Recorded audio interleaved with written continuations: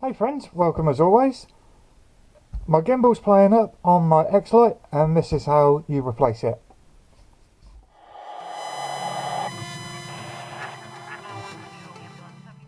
So the symptoms of this is I'm getting about 10% play at centre stick on my roll gimbal. The sensor is fine, but it's a physical manifestation of a hardware problem inside. So this is the quick and dirty version of how to get into your X-Lite and swap a gimbal out. Right, this is the too long didn't read version if you just want to get down and dirty and get this sorted. Right, disassembling the X-Lite, remove your battery caps and take your batteries out, remove the module bay cover and your SMA external antenna.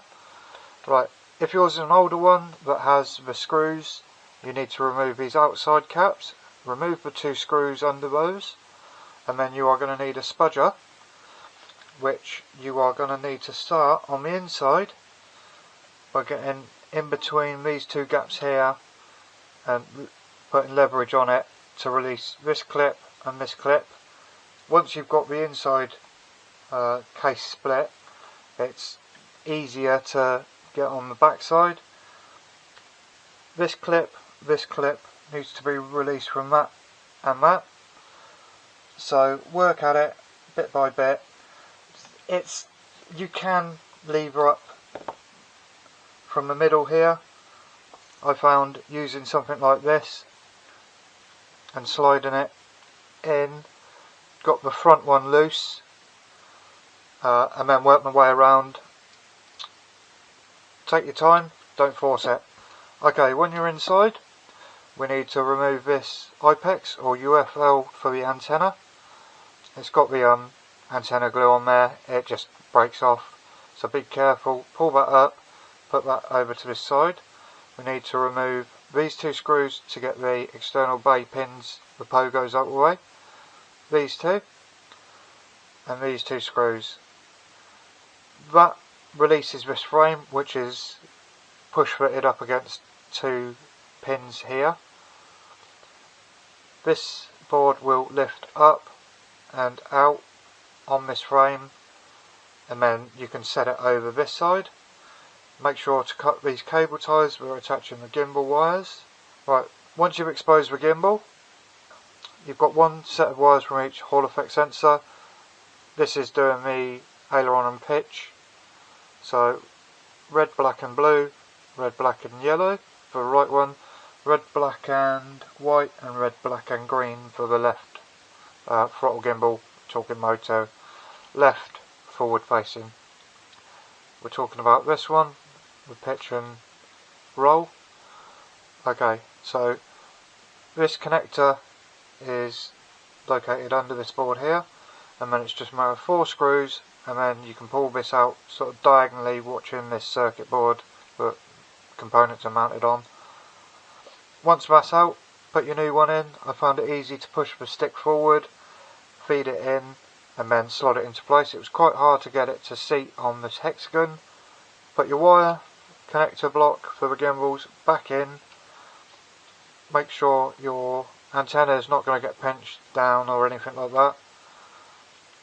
Feed this assembly, frame and this board back into place with the SMA through the hole. It's a bit of a snug fit, making sure your potentiometers are pointing up through.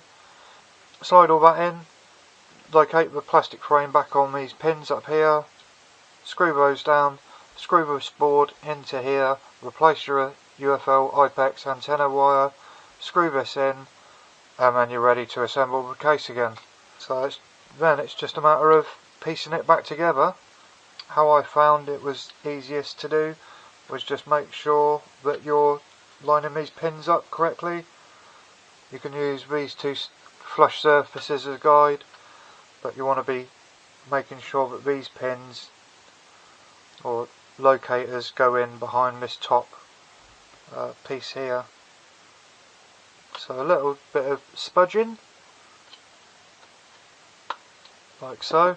It's got those located, and it's just a matter of clipping all this back into place. Okay, that looks to be located. What I did was line it up with the circles on the back of the battery housing, and then with my thumb push down in that direction to get these to seat right.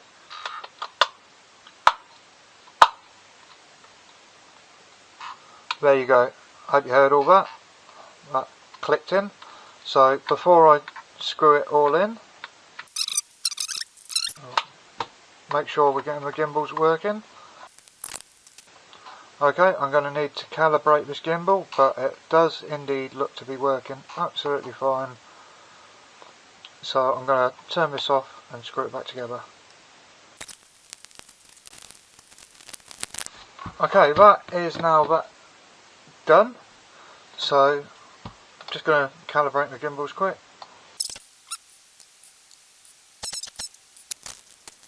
Full, left, right, bottom left. Losing a little bit of resolution due to this stick end, but I can live with that. I'm never at full deflection. Right, proof of my pudding are being eaten, so let's load up Betaflight again quick.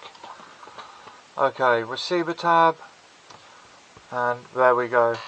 We are a perfect centre point without any slop or movement. I can tune that 1505 out quickly. Okay, it's showing 1501 milliseconds, and it's picking up 1500 on the receiver tab. Okay, I'm really happy with that. Well, job's a good one. That's how you replace a gimbal, other than the stick end, but that's it. It's easy to do if you take your time and you're methodical about how you approach it. I'm going to test it on the sim quick just to make sure. It's 1:30 in the morning here. I don't want to be flying a beast around the neighbourhood in pitch black and shut down Gatwick or something.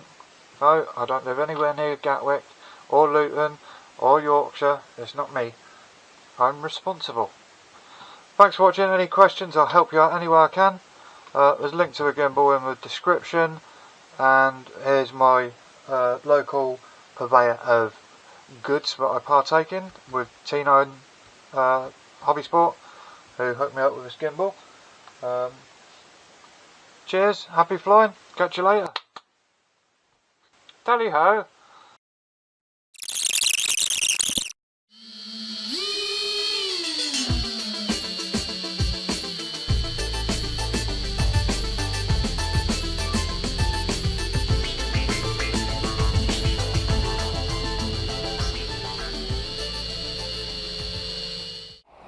Here, Pele. Hey.